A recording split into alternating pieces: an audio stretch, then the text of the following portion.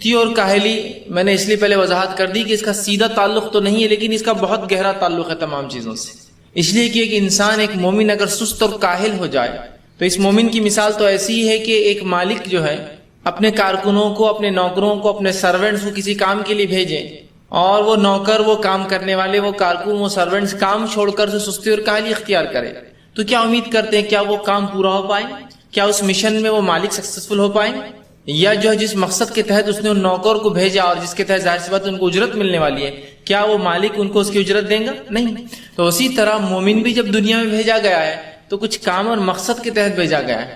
اگر اس کام اور مقصد کو چھوڑ کر وہ سستی اور کاہلی میں پڑ جائیں گا تو اس کا نتیجہ یہ ہوگا کہ وہ کام جو اس کے ذمے ہیں، مومن کے ذمے بہت سارے کام ہیں، وہ کام وہ نہیں کر پائیں گا، تو خود اللہ رب العزت کے سامنے وہ نادم ہوگا کہ اس نے، اللہ نے جس مقصد کے تحت بھیجا وہ مقصد پورا نہیں کر پایا. دوسرا، اپنی نجات کا ذریعہ بھی ہم نہیں بنا سکیں گے. اور آج ہم دیکھتے ہیں اکثر لوگوں کو، یہ بات آپ بھی سنتے ہیں میں بھی سنتا ہوں، بہت ماہر کاراگیر ہیں، بہت ماہر آدمی ہیں، بہت چتر چالاک ہے اپنے فن میں، لیکن صبح جلدی اٹھ نہیں پاتا، یہ کام کر نہیں پاتا، جلدی آنا ہوتا نہیں، دکان میں بیٹھنا ہوتا نہیں، تجارت میں بیٹھنا جمتا نہیں، یہاں سے اٹھ کر بھاگ جاتا، وہاں 2 دن سے زیادہ ٹک نہیں سکتا، یہاں 5 دن سے زیادہ کام نہیں کر سکتا، وہاں 1 سال کرتا، وہاں 2 سال. مطلب گویا ان کا ایکسپیرینس، ان کا تجربہ، ان کے کارنامے اپنے فن میں بہت بڑے بڑے ہیں، لیکن صرف یہ چھوٹی سی وجہ سستی اور کاہلی، وہ بہت بڑی وجہ ہے. لیکن چونکہ کئی وجوہات ایک دن میں انسان پر یا زندگی میں اثر کرتے ہیں، ان میں سے یہ ایک ہے، اس کو اتنا حاوی کر لیا اپنی نفس پر کہ اس کے حاوی ہونے سے وہ کوئی ترقی نہیں کر پاتا دنیا کے اندر، اور اس کا فن، اس کا ہنر سب برباد ہو جاتا ہے.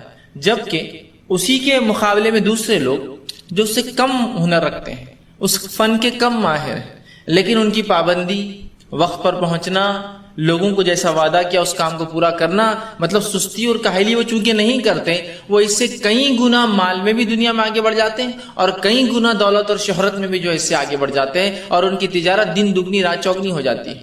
تو سستی اور کاہلی ایک بہت بڑی وجہ ہے جو ہم آج دیکھتے ہیں کہ امت مسلمہ بہت سارے کاموں میں پیچھے رہ رہی، جبکہ ہمارے پاس فن بھی ہے، ہمارے پاس قوت اور توانائی بھی ہے، ہمارے پاس ماشاءاللہ نوجوانوں کا ذخیرہ ہے. اس امت کے پاس بہت سی امتیں ایسی جن کے پاس آج نوجوان لوگ نہیں ہیں، وہ پریشان ہیں، اور وہ نہ چاہتے ہوئے بھی، حالانکہ وہ قوم سست نہیں ہیں، لیکن نہ چاہتے ہوئے بھی چونکہ ان کے پاس نوجوانوں کا ذخیرہ ختم ہو گیا، وہ سستی اور کاہلی ان پر طاری ہوگی چونکہ ان کی عمروں نے ان کا ساتھ نہیں دیا.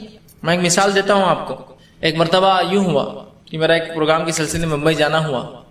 پروگرام جو ہے ایک آڈیٹوریم میں تھا. ہوا یوں کہ صبح 9 بجے سے پروگرام تھا شام 6 بجے تک. شام 6 کے بعد وہ ہال بک تھا پارسی قوم کے لیے، ان کا ایک اپنا مذہبی پروگرام تھا. جس طرح سے مسلمانوں نے صبح لیا، انہوں نے رات میں لیا، اور وہ سنڈے کا دن تھا اور بمبئی میں تھا، تو بمبئی میں سنڈے کے دن جو ہے بالکل سناٹا کرفیو جیسا ہوتا بہت سے علاقوں میں، کیونکہ وہاں گھر پہ لوگ ہوتے، چھٹی ہوتی ہے تو چھٹی کا مزہ اٹھاتے ہیں لوگ. تو بہرحال تو وہاں یوں ہوا کہ جب وہ پروگرام ختم ہوا تو تھوڑا سا پروگرام ختم ہونے میں تاخیر ہو گئی. وعدہ یہ تھا کہ 5:45 بجے ختم کریں گے، لیکن ہوا یہ کہ پروگرام 6 تک ختم ہوا، جس کے وجہ سے جب باہر نکلنے لگے لوگ تو وہ لوگ باہر پہلے آ چکے تھے. ان کا چونکہ قومی پروگرام تھا، ایک مذہبی پروگرام تھا، وہ لوگ پورے آ چکے تھے، اور باہر بہت زیادہ تھا، مطلب تقریباً کم و بیش 2,500-3 ہزار کے مجمع تھا جو اس پروگرام کے لیے آیا تھا. بڑا مذہبی پروگرام تھا ان کا. ان کی آبادی ہندوستان میں 50,000 ہے، تو 3,000 بولتے بہت بڑی تعداد ہو گئی تھی. وہاں لوگ جمع تھے. وہاں جب ہم نکلنے لگے تو یہاں مسلمان عورتیں بھی تھیں، مسلمان بچے بھی تھے، مسلمان نوجوان بھی تھے، اور بہت کم بوڑھے لوگ تھے اس پروگرام کے اندر. نوجوان زیادہ آئے تھے بہرحال پروگرام کے لیے، سنڈے تھا تو سوچا چلو جائیں گے. اور چھوٹے بچے بھی تھے، عورتیں تھیں، نوجوان لڑکیاں تھیں، اور بہرحال مطلب ہر عمر کے لوگ اس میں طبقے میں، لیکن نوجوانوں کی تعداد بڑی زیادہ تھی. جب ہم باہر نکلنے لگے تو بہت سیڑھیوں سے کھڑے تھے، سیڑھیوں سے پورا نیچے کوریڈور میں، اس سے باہر پورا سڑک تک لائن لگی تھی اور کافی مجمع تھا. تو جب ہم لوگ گزرنے لگے اور وہ لوگ ہمیں دیکھنے لگے تو وہ ہم کو حسرت سے دیکھ رہے تھے، ہم ان کو حسرت سے دیکھ رہے تھے. مطلب وہ ہم کو حسرت کی نگاہوں سے دیکھ رہے تھے کہ یہ مسلمانوں کا مذہبی پروگرام ہے اور سب نوجوان لڑکے اور لڑکیاں بھرے، اور ادھر سے مسلمان ان کو حسرت سے دیکھ رہے تھے کہ یہ ان کا مذہبی پروگرام ہے، اور صرف سوائے بوڑھوں کے کوئی بھی نہیں تھا ان کے پاس. بہت مطلب 3-4 ہزار میں سے بمشکل 400 نوجوان لڑکے اور لڑکیاں تھے ان کے پاس.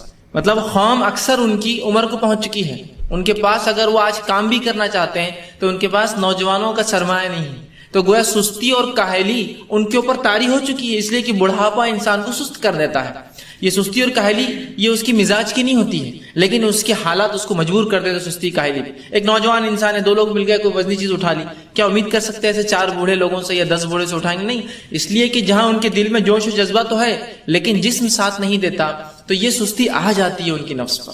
تو گویا پوری قوم سستی میں جو ہے ملوث ہے، اس اعتبار سے کہ محنت تو وہ خوب کرتے تجارت میں، تمام چیزیں ہیں، لیکن نوجوانوں کا ذخیرہ نہیں ہے ان کے پاس جو توانائی اور طاقت سے بھرپور ہوتے ہیں، جو سستی ان کے اوپر چاہے تو طاری ہو سکتی ہے، کر سکتے ہیں، لیکن چاہے تو ہٹا بھی سکتے ہیں، لیکن بوڑھے لوگ اپنے نفس پہ سے سستی کیسے ہٹائیں گے؟ اس لیے کہ وہ عاجز ہو جاتے ہیں۔ سستی کو دوسری زبان میں عاجزی کہتے ہیں کہ انسان تھک جاتا ہے، اس کے بس کے باہر وہ چیز ہو جاتی ہے۔ تو گویا اس قوم کے پاس سرمایہ بھی ہے نوجوانوں کا کہ ہر کام بڑھ چڑھ کے کر سکتے ہیں، لیکن ایک چیز جس نے دیمک کے جیسا اس کو برباد کر دیا، کمزور کر دیا، خراب کر دیا، وہ سستی اور کاہلی ہے، وہ عاجزی جو ہم نے اختیار کر دی۔ یہ کام میرے سے نہیں ہوگا، یہ کام میں نہیں کر سکتا ہوں۔ یہ عاجزی کیوں اختیار کی ہم نے؟ عاجز جب انسان ہوتا ہے وہ تب ہوتا ہے جب کوئی کام وہ بالکل نہیں کر پاتا، 100% اس کے بس میں نہیں ہوتا، ٹھیک ہے۔ اور اسی عاجز لفظ سے عربی زبان کا لفظ معجزہ آتا ہے، معنی یہ ہوتا ہے کہ ایسی چیز، ایسا کارنامہ، ایسا کوئی کام جو انسانیت نہیں کر سکتی۔ اسی لیے کہتے ہیں انبیاء علیہ الصلوۃ والسلام سے جو کام ہوتے اسے کہتے ہیں معجزہ، اس لیے کہ انسانیت عاجز ہے، ویسا کچھ لا نہیں سکتی، سمجھ رہے؟ تو اس امت میں ہم دیکھتے ہیں کہ سستی، کاہلی اور دوسری زبان میں عاجزی ہم پہ آ چکی ہے، جبکہ اللہ رب العزت نے ہمیں بہترین دین اور نمونے کے اعتبار سے بہترین نبی، آخری نبی محمد صلی اللہ علیہ وسلم دیا، سب سے بہترین کتاب ہمیں عنایت کی، اور اس امت کے پاس وہ تمام چیزیں، وہ تمام اسباب، وہ تمام سہولتیں رکھی جو عاجزی، سستی، کاہلی کے خلاف ہے، مطلب اس کے خلاف ہے بالکل۔ اور خود شریعت جب بات کرتی ہے، جب حکم سناتی ہے، جب تاکید کرتی ہے، تو یہ ہمیشہ سستی، کاہلی اور عاجزی کے خلاف ہوتا ہے۔ مطلب امت مسلمہ کو اس کا دین، اس کی شریعت، اس کا رب، اس کے نبی نے یہ تعلیم دی کہ دیکھو عاجزی، سستی مت اختیار کرو، یہ تمام چیزیں ایک مومن کا شیوا نہیں ہے، مومن کا طریقہ نہیں ہے، بلکہ ہو سکتا ہے دوسری قوموں کا جن کو اپنا مشن، جن کو اپنا مقصد، جن کو یہ نہ پتا ہو کہ دنیا میں کیوں بھیجے گئے، وہ ایسا کر سکتے ہیں، لیکن تم اس لیے نہیں ہو۔ اور نبی اکرم صلی اللہ علیہ وسلم کی کئی دعائیں اس قسم کی تھی، آپ دعائیں مانگتے جس میں آپ صلی اللہ علیہ وسلم پناہ مانگا کرتے تھے سستی، کاہلی اور عاجزی سے۔ لیکن آج ہم دیکھتے ہیں جو سستی، کاہلی اس امت پر آ چکی ہے، یہ ہم نے اپنی نفس پر لادا ہے، یاد رکھی، یہ ہم میں ہے ہی نہیں۔ یا ہم چاہیں تو کوشش کر کے ان چیزوں سے باہر نکل سکتے ہیں، لیکن ہم چاہتے نہیں۔ اور دنیا جس رفتار سے آگے جا رہی ہے، ہم یہ سوچ کر پیچھے بیٹھ چکے ہیں کہ اب یہ رفتار تو ہم سے نہیں ہونے والی، لہٰذا ہم عاجز ہیں اس سے، اور ہم نے سستی اختیار کر لی۔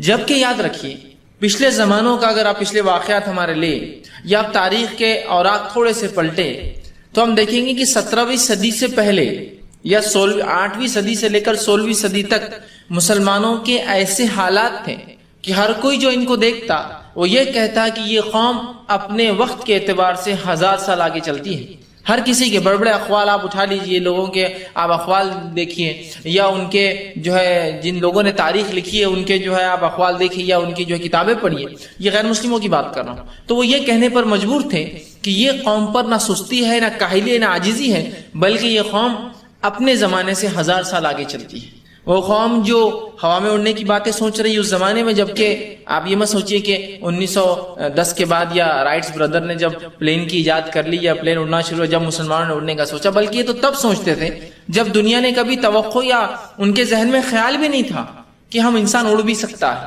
تو گویا دیکھیے عاجزی، سستی، کاہلی تو دور، وہ چیزیں سوچ رہے، ان فلسفوں میں ہیں، وہ خیالات ہے، وہ سوچ ہے، اور وہ سوچ کا معیار ہے کہ یہ سوچ رہے ہیں کہ کتنا آسان ہوگا یہاں سے وہاں جانے کے لیے اگر ہم اڑ سکے، کاش کی۔ اور ایک مشہور اور معروف جو ہے سائنسداں گزرے ہیں، بہت کم لوگ بہرحال ان کا نام جانتے ہیں، ان کا نام عباس ابن فرناس ہے۔ تو یہ قرطبہ کے رہنے والے تھے، کورڈوبا جس کو کہتے ہیں، اسپین کا یہ بہرحال مشہور اور معروف شہر ہے آج بھی۔ اور یہ سوچا کرتے تھے کہ کاش کی انسان اڑنے لگے اور سہولت ہو جائیں گی، کتنی انسان اڑے تو دیکھیے کتنی سہولتیں ہوں گی، ایک تو سفر آسان ہو جائے گا، جلدی ہوگا، مشکلوں کے بغیر ہوگا، روڈ کے مینٹیننس یہ بہت مشکل ہوتے ہیں اگر اڑنے لگ جائے تو۔ ان کی ایک سوچ دیکھیے کتنے اپنے زمانے سے آگے سوچ رہے ہیں، ایک مسلمان ہے ساتھ میں، ان کے دین نے ان کو عاجز نہیں کیا کسی چیز سے، دنیا میں فکر اور سوچنے سے، بلکہ عملاً بھی کرتے تھے۔ اور ایک اونچا انہوں نے مینار بنایا تھا جو کہ آج بھی جو قرطبہ میں موجود ہے، اس مینار پہ سے وہ سوچتے تھے کہ کیسے، اور انہوں نے کئی ٹیکنیکس ڈیولپ کی، جس میں سے ایک جو چیز انہوں نے ڈیولپ کی جو آج بھی لوگ استعمال کرتے ہیں، اس کو کہتے ہیں گلائڈر۔ وہ پتنگ جیسا ہوتا ہے جس میں آدمی اپنے آپ کو لگا لیتا ہے اور اوپر سے کود جاتا ہے، تو گلائڈر کی ایجاد انہی کی ہے۔ اور یہ سوچتے تھے کہ اس سے ہٹ کر کچھ ایسی چیز ہو تکنیکی اعتبار سے کہ صرف اوپر سے نیچے نہ اترے ہم، بلکہ نیچے سے اوپر جانے کی بھی کوئی تکنیک، سب پرندے اڑتے ہیں۔ اور بہرحال انہی تجربات کے اندر وہ ایک بار گر گئے جس سے ان کی ریڑھ کی ہڈی بہرحال ٹوٹ گئی اور اسی میں بہرحال وہ انتقال کر گئے۔ تو آپ اندازہ لگائیے، بہت پرانی بات کہہ رہا ہوں میں، یہ تقریباً 11ویں صدی کی بات کہہ رہا ہوں میں اسپین کی۔ اور انہی کے تجربات کی بنیاد پر جو تجربات کیے اور جو ڈیزائنز یہ بناتے تھے کہ کاش ایسا ہو تو ایسا ہو، انہی ڈیزائنز اور انہی تجربے کو دیکھ کر لیونارڈو ڈاونچی نے فوٹوز بنائی. یہ ایک اٹالین جو ہے پینٹر تھا جو رینیسانس، جو یوروپ کے اندر جو تبدیلی آئی مادے کے اعتبار سے، جو انہوں نے چرچ کو چھوڑ کر اپنے آپ کو تبدیل کیا، یہ اس کے بنیادی جو ہے فنکار یا بنیادی جو ہے جن لوگوں نے تصویریں بنا کر، چونکہ میڈیا اس زمانے میں تصویریں تھی، تصویریں بنا کر انہوں نے عوام کو اکسایا کہ چھوڑو یہ سب چرچ اور یہ پیپیسی اور جو یہ چل رہا ہے، آپ کچھ سوچو، دنیا میں آگے بڑھو، وہ قوم دیکھو مسلمان کیسے آگے جا رہے ہیں. تو اس شخص نے جو ہے ان کے کئی زمانے بعد، کئی 100 سال بعد ان تجربات کے بنیاد پر ڈرائنگز بنائے، جس کو دیکھ کر یوروپ پورا جو ہے ہکا وکا رہ گیا، اور دنیا آج تک سوچتی ہے کہ اس کو خیال کیسے آیا، اس کو خیال نہیں آیا تھا، اس نے کسی اور کے تجربات کو دیکھ کر وہ چیزیں بنائی تھی. یاد رکھیے. تو اندازہ لگائیے کہ مسلمان جن تجربات کو کر رہے تھے، ان تجربات کے تصاویر بنا کر لوگ یہاں قوموں میں تبدیلیاں لا رہے تھے. آپ سمجھ رہے اس قوم کی سوچ؟ تو آپ دیکھیے ماضی میں ہمارے اسلاف، آبا و اجداد اور دیگر ہمارے جو لوگ گزرے ہیں، وہ اس طرح سے سست، کاہل اور عاجز نہیں تھے. میں یہ اس لیے کہنا چاہ رہا ہوں کہ یہ نہ سوچے کہ اگر میں اچھا مسلمان ہوں تو سست، کاہل اور عاجز رہنا یہ فطرت ہے میرے، اس لیے کہ میں یا تو دین میں اچھا ہو سکتا ہوں یا تو دنیا میں نہیں. ہم دین میں بھی سب سے اعلیٰ ہو سکتے اور دنیا میں بھی سب سے آگے بڑھ سکتے ہیں. یہ ایک الگ بات ہے کہ شیطان نے ہم پہ وسوسہ ڈالا کہ یہ کہاں ہونے والا ہے، تم سے سستی اختیار کر لو، کہہ دو یہ کام نہیں ہوتا، اٹھا دو اس سے ہاتھ. اور یہ تمام چیزیں آپ جو ہے آج ہمارے چھوٹا طبقہ جو کسی بھی سماج کی بنیاد ہوتی ہے، لیبر فورس جس کو کہتے ہیں، یا سب سے اونچی سے اونچے طبقہ جو ایلائٹ کہلاتے ہیں کسی سماج کے، مالدار، اثر رسوخ کرنے والے، علماء جس کو کہیں گے یا فضلاء جس کو کہیں گے، تمام کے تمام عاجز ہیں اور سست ہیں، اور عاجزی اور ان کے ساری بہرحال جو عاجزی اور سستی ان پر جو ہے چھا چکی ہے. تو ہم تمام کو ایک امت کے طور پر اس سے باہر نکلنا پڑے گا. یاد رکھیے اگر یہ حالات ایسی رہے، یاد رکھیے تو بہت سنگین اس کے نتائج، بہت خطرناک اس کے ریزلٹس نکلنے والے ہیں. تو لہٰذا اور آپ دیکھیے اگر ہم نبی اکرم صلی اللہ علیہ وسلم کی سیرت لیں، صحابہ کی سیرت اٹھائے، قرآن کا مطالعہ کرے، تو ہر بار جب بھی دنیا کا معاملہ ہے قرآن نے کہا جلد بازی کرو، نیکی کرنے میں جلدی کرو، فلاں چیز سے کرنے میں جلدی کرو، موت آنے سے پہلے فلاں کر لو، ہے نا. ترمذی کی ایک روایت ہے، آپ صلی اللہ علیہ وسلم فرمایا 5 چیزوں کو 5 سے پہلے کر لو. پھر جلدی کی بات ہو رہی کہ جوانی کا جو ہے صحیح استعمال کرو بڑھاپے سے پہلے، خالی وقت کا استعمال کر لو مصروفیت سے پہلے، ہے نا، زندگی کا موت سے پہلے، مال کا اس سے پہلے کہ جو ہے غریب غربت انسان پہ آ جائے، ہے نا، اور صحت کا اس سے پہلے کہ جو ہے بیماری اس پر حاوی ہو جائے. تو 5 سے پہلے 5 کر لو. تو یہاں بھی دیکھیے جلدی کی بات ہے کہ جلدی کرو اس معاملے میں. پتہ نہیں آج صحت ہے کل بیمار ہو جاؤں، آج مال ہے کل چلا جائے، تو صدقات کر دوں، خیرات کر دوں، جسم کا فائدہ اٹھا لوں، اللہ کی راہ میں جو کوششیں کر لوں، جو کچھ ہو سکتا ہے کر لوں. اور آخر تو موت ہے، اس کے بعد جو ہے زندگی ہے، بس اس کے بعد موت نہ آ جائے، اور موت میں جانتا نہیں ہوں. تو گویا یہاں بھی جلد بازی کا. اس طرح قرآن میں کئی جگہ کہا کہ جلدی کرو جنت کی طرف، جلدی کرو نیکیوں کی طرف.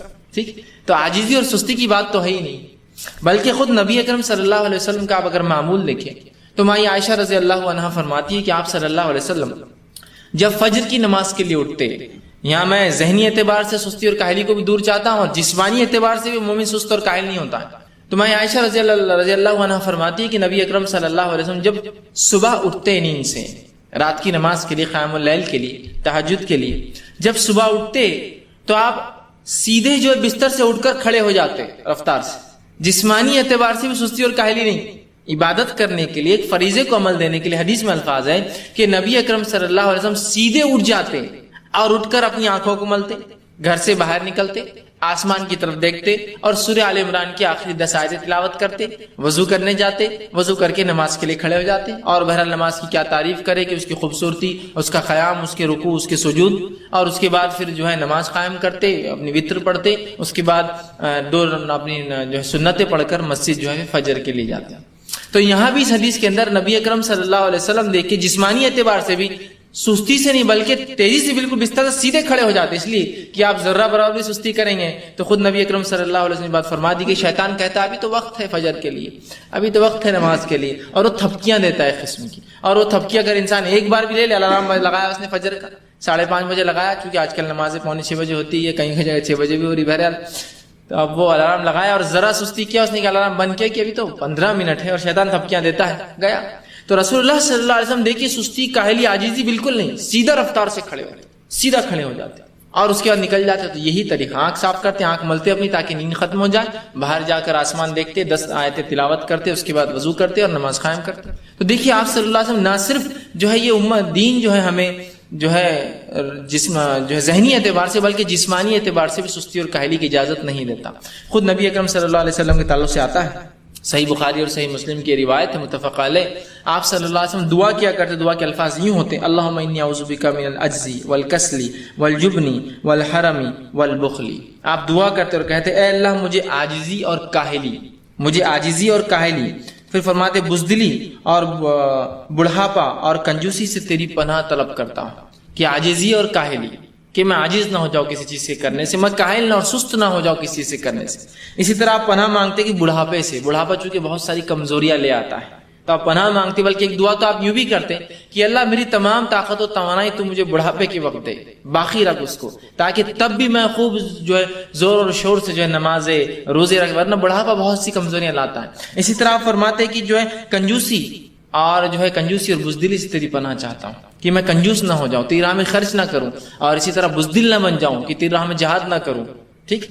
تو ان تمام سے آپ پناہ مانگتے ہیں۔ تو یہاں نبی اکرم صلی اللہ علیہ وسلم سستی اور کاہلی سے پناہ مانگ رہے ہیں، تو گویا دیکھیں جب یہ دعا کی جا رہی ہے تو دعا کی بڑی اہمیت ہوتی ہے۔ نبی اکرم صلی اللہ علیہ وسلم جب کوئی دعا کرے یا کوئی دعا سکھائے، اس کی بڑی اہمیت ہوتی ہے، اور دعاؤں کی اہمیت کی امت کو تو میں سمجھتا ہوں بہت زیادہ معلوم ہے، جو ثابت نہیں وہ بھی کرتے رہتی، جو ثابت ہے اس کی تو اہمیت پھر بڑھ گئی۔ اور کوئی بھی کسی نے کہہ دیا یہ دعا کرو فلاں مسئلہ ہو جائے گا، شروع ہو جاتے ہیں۔ یہاں نبی اکرم صلی اللہ علیہ وسلم ایسی کئی مختلف الفاظ سے دعائیں ہیں، بلکہ آپ یہ دعا کبھی کبھار دوسرے الفاظ سے آتا ہے کہ آپ رکوع دو سجدے کے بیچ میں جب بیٹھتے تب بھی یہ دعا کرتے، سستی، عاجزی اور بزدلی سے میری اللہ کنجوسی سے حفاظت کر۔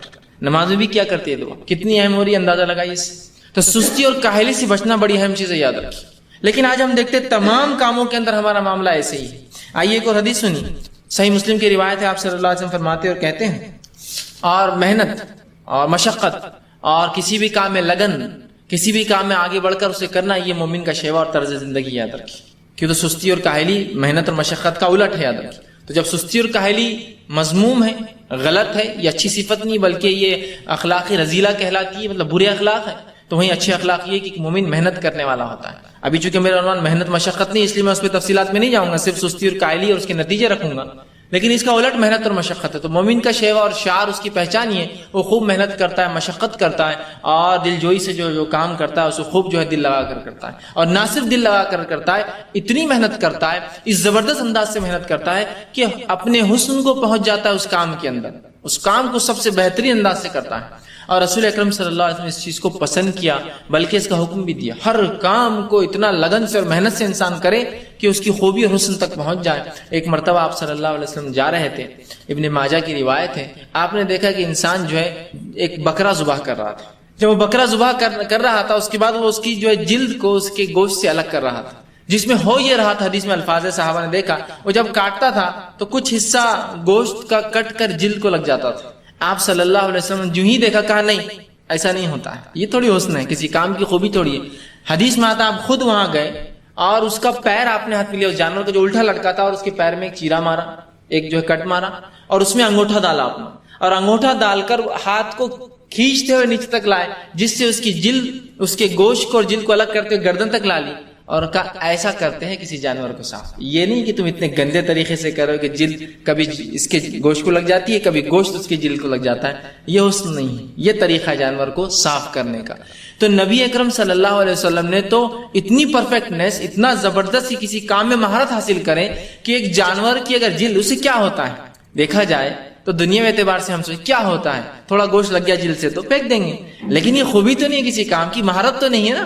ہوتا کیا ہے، ہوتا یہ ہے کہ شریعت پسند نہیں کرتی اس چیز کو، چاہتی ہے آپ جتنا پرفیکٹ ہو سکتے ہیں۔ تو آپ صلی اللہ علیہ وسلم خود نمونہ بنے تھے کہ جانور میں جب آپ چاہتے ہیں کہ حسن ہو، اچھا ہو، کام میں خوبی ہو، تو میں سمجھتا ہوں دیگر کام میں آپ کتنا ابھارتے ہوں گے۔ صحابہ کو کسی فن میں اگر کوئی ہے کہ تیر اندازی کا فن ہے تو مہارت حاصل کرو، گھڑ سواری کا فن ہے تو مہارت حاصل کرو، تیراکی کا فن ہے تو مہارت حاصل کرو، تجارت فن ہے تو مہارت حاصل کرو، اگر کاشتکاری فن ہے، ایگریکلچر، تو اسے مہارت حاصل کرو، خوبی تک پہنچ جاؤ اس کی۔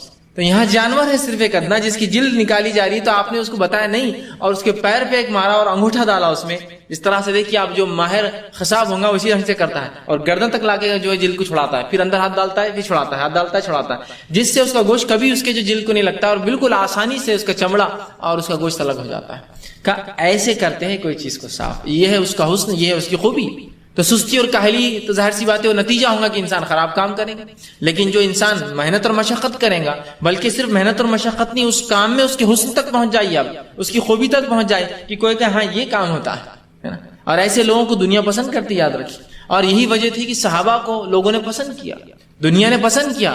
جب وہ کسی قوم پر جاتے تو حسن کے ساتھ جنگ کرتے. جہاد بھی ان کا کوئی بےخوفانہ نہیں ہوتا، لڑائی جھگڑا نہ ہوتا، قتل و غارتگی نہیں ہوتی، لوگوں کی عمارتوں کو تباہ نہیں کرتے، فصلوں کو خراب نہیں کرتے، جانوروں کو قتل نہیں کرتے، بچوں اور عورتوں کو نہیں مارتے، بوڑھے لوگ جنگ میں نہ ان کو نہیں مارتے، کسان جو نہیں آ رہے ان کی صرف جنگ تو ان سے تھی جن سے وہ لڑنے آئے تھے اور جو ان سے لڑ رہے تھے.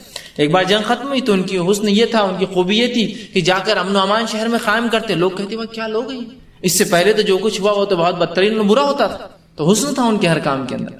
یہاں جو حکومت کر رہے ہیں تو حکومت کے اندر ان کے جو ہے ٹیکنیک ہے کہ لوگوں کو کیسے سنبھالنا ہے، ان کے اوپر کیسی حکومت کرنا ہے، ان پہ ٹیکسز کیسے لاگو ہوں گے، ان کے معاملات کیسے طے ہوں گے، کہاں کیا. تو یہ تمام چیزیں لوگوں کو آمادہ کرتی ہے آپ سے محبت پہ. یاد رکھیے آج ہماری بگاڑ، ہماری سستی اور عاجزی اور کاہلی تو بہرحال لوگوں پہ مشہور ہے کہ اگر کوئی شخص یہ کہہ دے کہ میں فلاں کام مجھ سے کراں تو آپ پوچھتے کون ہے وہ فلاں صاحب، مسلم ہے غیر مسلم ہے؟ ارے یار مسلمان ہوں گا تو یہ سستی کریں گا، کاہلی کریں گے، یہ کام نہیں کرنے والا برابر ہوتا ہے نہیں ہوتا. بھلے کبھی مہینوں کے اعتبار سے ہم بدنام ہیں کام کاج کرنے میں، کبھی دنوں کے اعتبار سے بدنام ہے، اور کبھی زبان کے اعتبار سے بدنام ہے نا. رمضان ہے تو مسلمان سے توقع مت کیجیے 1 بجے سے پہلے اٹھیں گا اس لیے کہ روزے رکھ رہا ہے، ایک فریضہ ادا کر رہا ہے تو کیسے جاب کر سکتا، اب تو کچھ نہیں ہو سکتا. ہوتا ہے لوگ کہتے ہیں رمضان میں تو موبائل کھلتے بھی نہیں 2 بجے سے پہلے. کسی سستی اور کاہلی. وہ صرف 2 گھنٹے رات جلدی اٹھ گئے تو کیا اس کا مطلب یہ کہ باقی 6 گھنٹے اور سوتے رہیں گے؟ رات میں 5 گھنٹے سوئے، دن میں 6 گھنٹے 11 گھنٹے. سستی اور کاہلی. تو کبھی جمعہ کے اعتبار سے ہم مجبور ہیں جمعہ کے دن ہم کام کاج نہیں کرتے، جبکہ شریعت ہو صرف اذان ہونے سے لے کر نماز ہو جائے تو بس تب تک کہا کہ بند کر دو تجارت. یہ تھوڑی کہا کہ شروع سے صبح سے بند رکھو تو رات تک بند رکھو اور صبح سے سوتے رہو، فجر بھی نہیں پڑھتے جمعہ کو، اور 1 بجے اٹھ کے غسل کر کے پھر 1:15 بجے 2:15 بجے 2:30 بجے 3 بجے 3:30 بجے 4 بجے کی جماعتیں کبھی کبھار، جبکہ عصر کا وقت شروع ہو جاتا جب یہاں جمعہ ہوتی.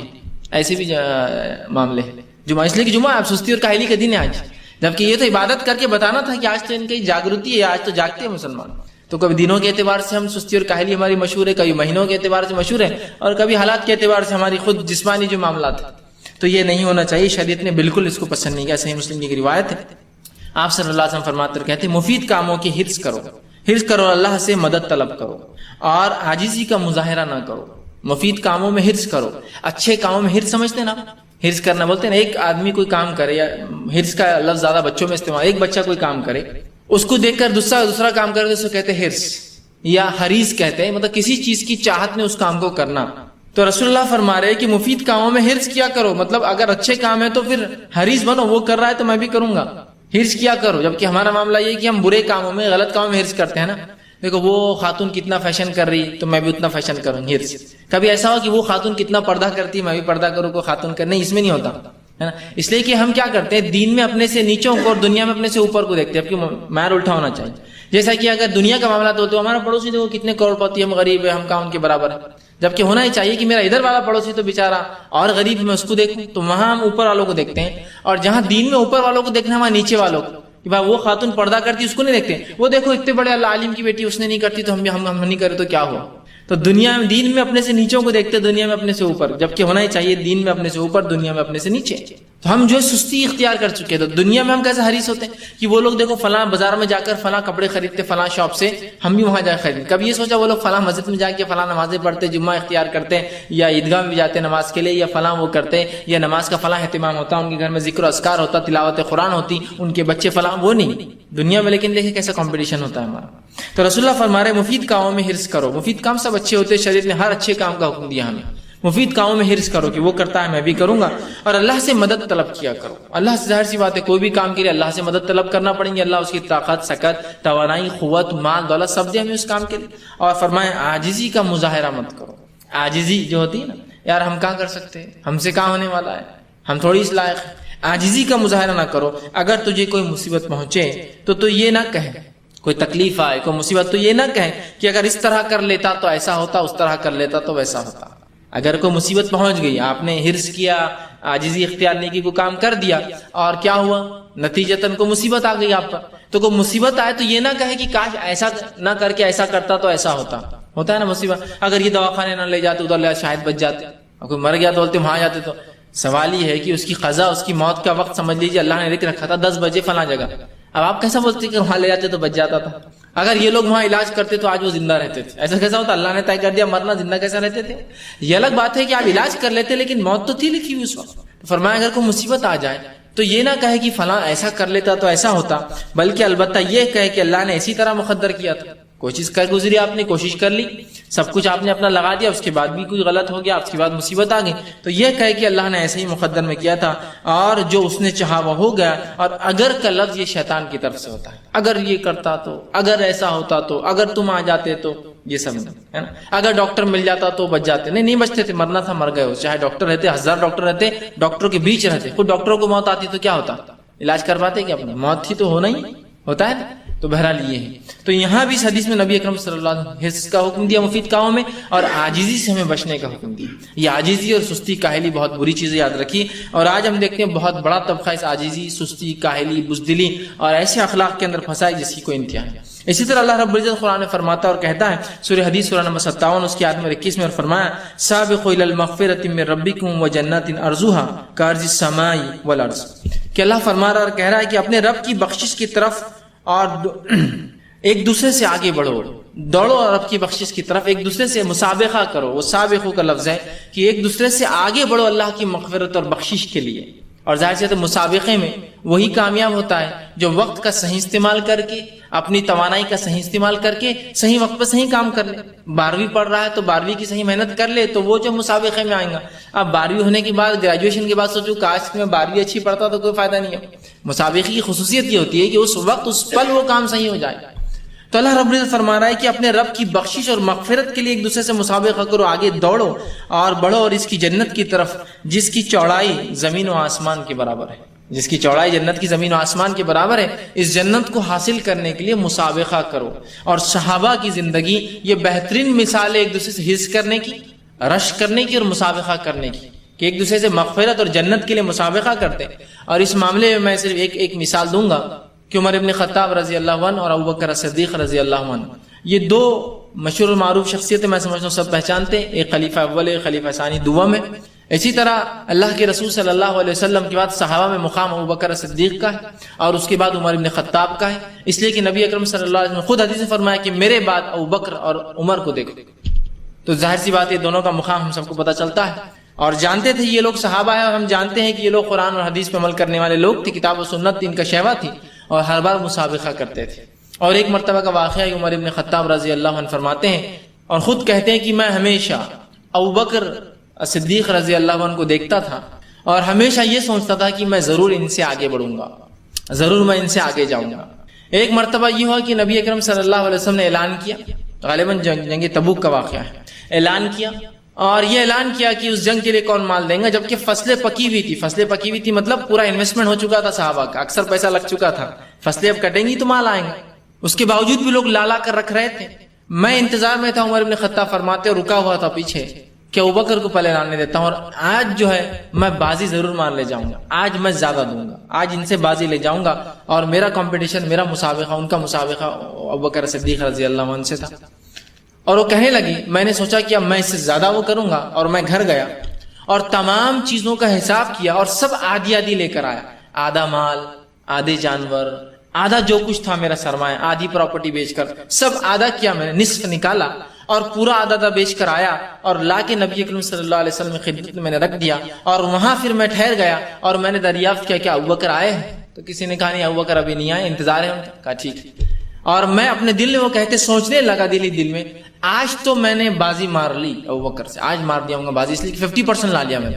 50% بہت بڑی بات ہوتی ہے، یاد رکھیے. اگر کسی کو اعلان اور کو کہا 50% بہت بڑی بات ہوتی ہے. اگر آدمی کا 100 روپے بھی ہونا 50 دینا مشکل جاتے ہیں. سب کچھ 50% لا چکے تھے، نصف لا لیا تھا اور کھڑے تھے. مسابقہ تھا ان کا نیکیوں برائی میں، یقیناً وہ مسابقہ نہیں کرتے، دنیا میں نہیں کرتے کہ ابوبکر کا ایک گھر ہے تو میرے 2 ہو جائے، ان کے 3 ہے تو میرے 4 ہو. نہیں. اب جب لا کر کھڑے ہوئے تو ابوبکر صدیق رضی اللہ عنہ آئے اور لا کر رکھ دیا. اس کے بعد رسول اکرم صلی اللہ علیہ وسلم نے پوچھا ابوبکر گھر پہ کیا چھوڑا، چونکہ رسول اللہ صلی اللہ علیہ وسلم اپنے ساتھیوں کو بہت زیادہ اچھے سے جانتے تھے. کہا ابوبکر گھر میں کیا چھوڑا؟ تو ابوبکر صدیق رضی اللہ عنہ نے فرمایا کہ اللہ اور اس کے رسول کو گھر میں چھوڑ کر، مطلب سب کچھ 100% لا لیا تھا، انہوں نے 100% لا کر ڈال دیا تھا. اللہ اور اس کے رسول کو پیچھے چھوڑا، اس سے مراد یہ نہیں کہ جس طرح سے ایسے لوگ جو خبر پرست ہوتے ہیں غلط ہوتے ہیں کہ اللہ اور اس کے رسول کو چھوڑا مطلب دیکھو رسول اللہ بھی حفاظت کرتے ہیں. اللہ اور رسول سے مراد یہاں یہ تھا اللہ اور اس کے رسول کی تعلیمات کو چھوڑ کر آیا ہوں، اس کے علاوہ سب کچھ لا لیا میں نے اٹھا کر، سب کچھ، اپنے بچیوں کا زیور، اپنا مال، اپنی پراپرٹی، اپنا دھن دولت تجارت سب بیچ کر آ گئے تھے، 100% لا کر ڈال دیا تھا، 100%. تو ابوبکر عمر ابن خطاب رضی اللہ عنہ کہتے ہیں کہ آج بھی بہرحال ابوبکر مجھ سے آگے چلے گئے، آج ہی بازی مار لی، میں آگے نہیں بڑھ سکا ابوبکر سے. اندازہ لگائیں. تو یہ مسابقہ تھا وہ لوگوں کا نیکی کے اندر، برائی میں نہیں، دنیا میں نہیں.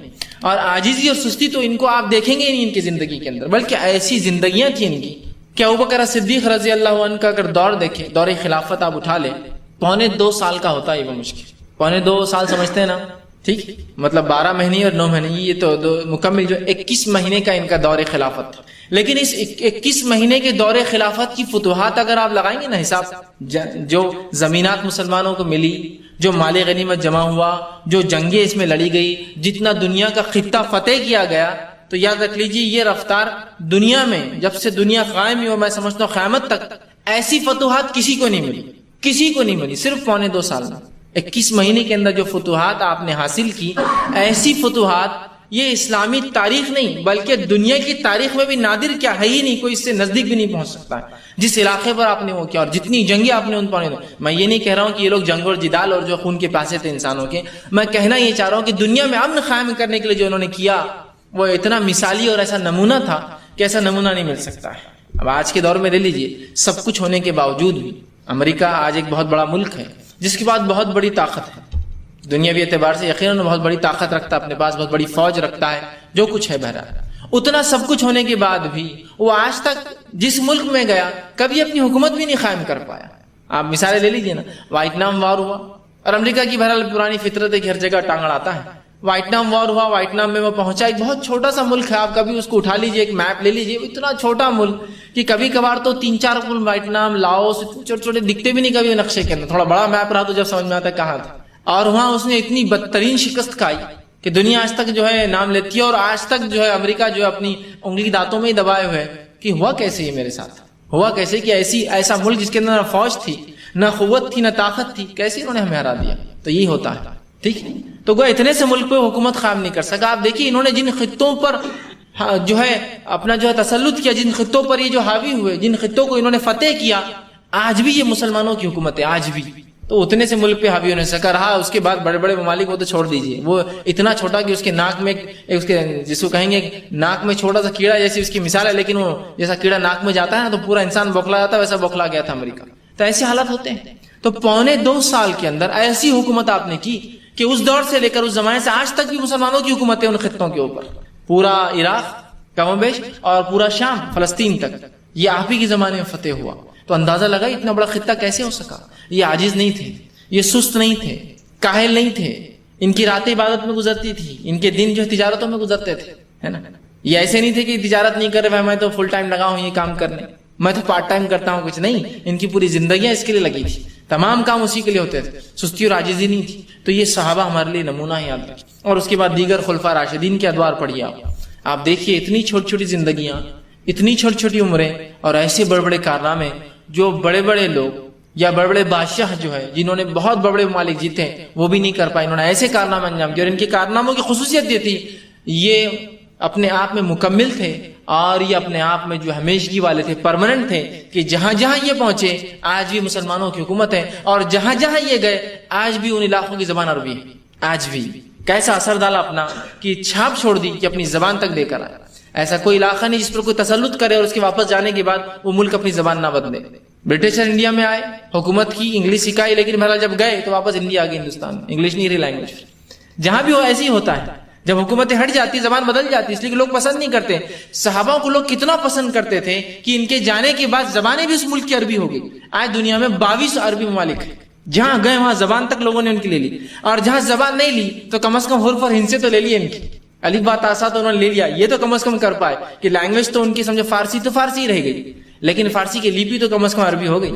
انڈونیشین جو لینگویج ہے، بھاشا، وہ جو ہے وہ تو بھاشا ویسی ہی رہی، لیکن اس کی لیپی عربی ہے، معلوم. یہ الگ بات ہے. پھر انہوں نے انگلش پر ٹرانسفر. ترکی کی لیپی عربی تھی، وہ الگ بات ہے کہ جو انہوں نے بعد میں جو اپنی آزادی کے بعد جو ہے اس کو بدل کر جو ہے انہوں نے انگلش لیپی اختیار کر. تو کم از کم انہوں نے کچھ نہیں تو ایسا اثر تو چھاپ تو چھوڑی کہ لیپیاں بدل دی ان کی. اتنا پسند کیا لوگوں نے ان کی زبان کو کہ زبان نہ سیکھ پائے تو لیپی لے لی ان سے اٹھا کر. تو عاجز سست نہیں تھے, یاد رکھیے. آج ہم دیکھتے ہیں تمام کے تمام عاجز اور سست ہیں کسی بھی کام کے اندر, کسی بھی معاملے کے اندر. کوئی تجارت اٹھا لیجئے, آدمی اس لیے نہیں کر پاتا کہ صبح دکان کھلتی نہیں, جبکہ صبح میں اللہ کے رسول صلی اللہ علیہ وسلم نے اس امت کے لیے خیر کی دعا کی. آپ صلی اللہ علیہ وسلم دعا کی اللہ اس امت کے صبح میں برکت دے, ہے نا. اور اس برکت کے نمونے آپ دیکھ سکتے ہیں آج بھی. اور ظاہر سی بات ہے صبح کی تجارت آسان نہیں ہوتی میرے بھائی, بہت مشکل ہوتا ہے. اور جو لوگ بھی صبح کی تجارت کرتے ہیں, آپ لکھ کر لے, تھوڑی تجارت کرتے ہیں, نفع بخش کرتے ہیں, اور ایسی برکت والی جیسی کوئی انتہا نہیں. اور میں کئی بار مثالیں دیتا ہوں صبح کی تجارت کرنے والوں کی. دودھ والوں کی آپ مثال لیجیے, صبح کی تجارت کرتے ہیں, کیسی برکت ہے. ایک بھینس مشکل سے 10 لیٹر دیتی ہوں گی, لیکن آپ دیکھیے گھر بنگلہ بھینسوں پہ بھینسیں بنتے جا رہی, معاملات بڑھتے جا رہے ہیں. آپ بولتے ہیں کیسی برکت ہے, آپ کو اتنا کر کے بھی نہیں اتنا ہوتا. اس کی صبح ہے, اس کی صبح میں اللہ کے رسول نے فرمایا اللہ اس امت کی صبح میں برکت دے. آپ وہ لوگوں کو اٹھا لیجیے جو باغبانی کرتے ہیں, فروٹ کا بزنس کرتے ہیں, سبزی کرتے ہیں, جو سبزیاں صبح آ جانا ہے مارکیٹ میں فجر سے پہلے, جو سیل ہونا, تو ظاہر سی بات ہے تہجد سے شروع ہوتی ہے تجارت. آپ دیکھیے ان کی برکتیں کیسی ہوتی ہیں, ان کی اولاد نے برکتیں دیکھی, ان کے مال نے برکتیں دیکھی. اسی طرح وہ لوگوں کو لے لیجیے صبح کی تجارت جو بھی ہو, چاہے وہ گوشت والے ہو, قریش برادری ہو, صبح کی تجارتیں کم ہیں نفع, لیکن فائدہ دیکھیے کیسا ہوتا ہے. یا جتنے لوگ صبح کی تجارت کرتے ہیں ان کے فائدے آپ دیکھیے. اس لیے کہ صبح اٹھنا سستی اور کاہلی کے الٹ ہوتا ہے پورا.